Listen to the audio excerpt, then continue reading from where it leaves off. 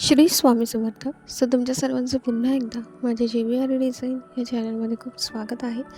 आज मी तुम्हाला खूप सुंदर आणि सिंपल अशी स्लीव्सची डिझाईन, म्हणजे ही तुम्ही नेकवरती सुद्धा डिझाईन करू शकता किंवा स्लीव्सवरती सुद्धा करू शकता. खूप सिंपल आहे. इथे मी तुम्हाला आधी बॉल चेन दाखवलेली आहे.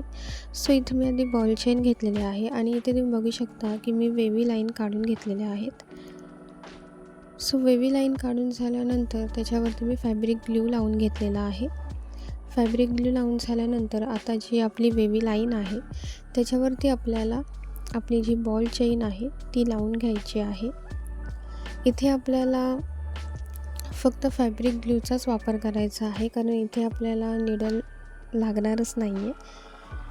झटपट होणारी अशी ही डिझाईन आहे. म्हणजे तुम्हाला जर घाई असेल, कुठे जायचं असेल, पण छान आणि सुंदर अशी डिझाईन हवी असेल तर ही डिझाईन तुम्ही तुमच्या ब्लाऊजवरती, स्लीव्जवरती, नेकवरती करू शकता.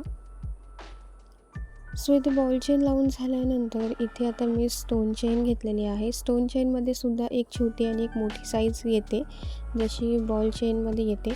इथे मी स्टोन चेनमध्ये छोट्या साईजची स्टोन चेन घेतलेली आहे आणि ती मी आता आपली जी बॉल चेन आपण लावून घेतलेली आहे त्याच्यावरती आधी मी फॅब्रिक ग्लू लावून घेतलेला आहे आणि फॅब्रिक ग्लू लावून झाल्यानंतर त्याच्यावरती मी वेव्ही लाईनमध्ये स्टोन चेन लावून घेतलेली आहे आणि पुन्हा एकदा खालीसुद्धा बॉल चेनच्या खालच्या साईडला सुद्धा मी फॅब्रिक ग्लू लावून घेतलेला आहे आणि तिथेसुद्धा आता मी स्टोन चेनच वापरलेली आहे. तिथेसुद्धा मी आता स्टोन चेन त्या लाईनमध्ये लावून घेते.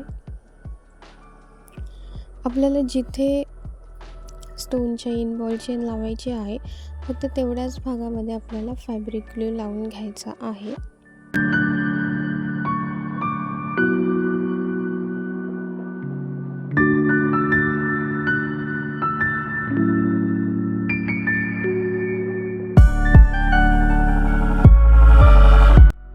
इथे स्टोन चेनसुद्धा लावून झालेले आहेत. फॅब्रिक ग्लूचा आपण वापर केल्यानंतर आपल्याला 1 ते 5 मिनटं ते सुकण्यासाठी ठेवून द्यायचं आहे.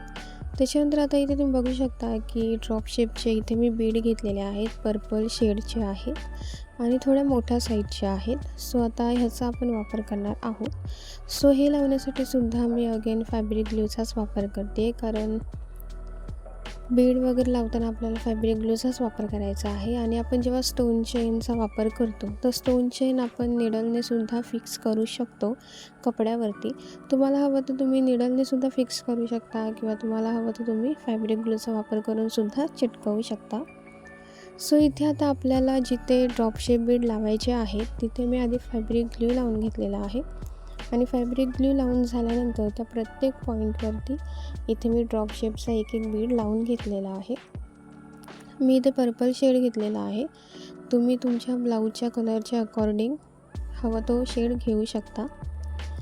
इथे सुंदर आणि सिंपल अशी आपली डिझाईन तयार झालेली आहे. खूपच सिंपल आहे आणि खूपच छान अट्रॅक्टिव्ह असा लूक देणारी आहे. ही डिझाईन तुम्ही तुमच्या स्लीव्जवरती, बॅकनेकवरती, कुर्तीवरती कशावरही काढली तरी सुंदरच दिसणार आहे.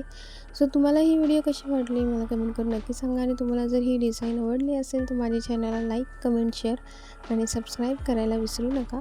तर भेटूयात मग अशा छान छान नवीन नवीन डिझाईनसोबत पुढच्या व्हिडिओमध्ये. Thank you.